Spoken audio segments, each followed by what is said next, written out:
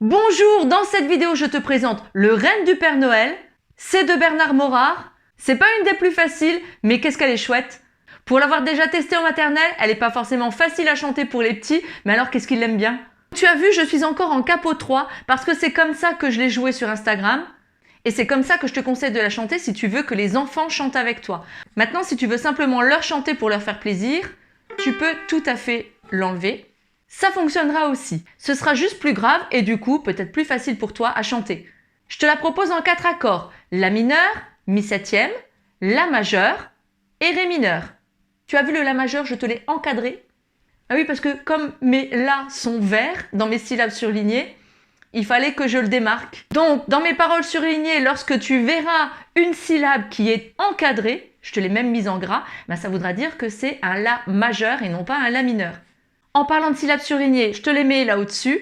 À chaque syllabe surlignée, tu vas simplement gratter l'accord vers le bas. C'est la première version, on parlera d'un rythme gratté juste après. C'est le Père Noël qui a perdu son renne, qui crie dans la cheminée, qui est-ce qu'il a trouvé?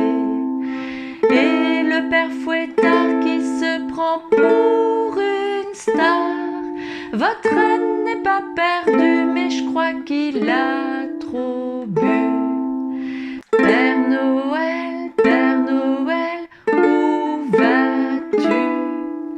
Sans ton renne, tu ne peux plus distribuer les cadeaux.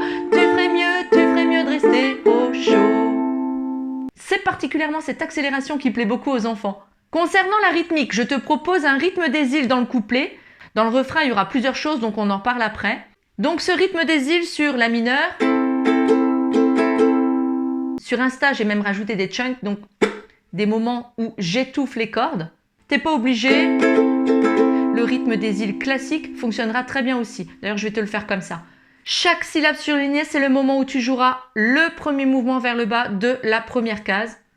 C'est le Père Noël qui a perdu son renne, qui crie dans la cheminée, qui est-ce qu'il a trouvé?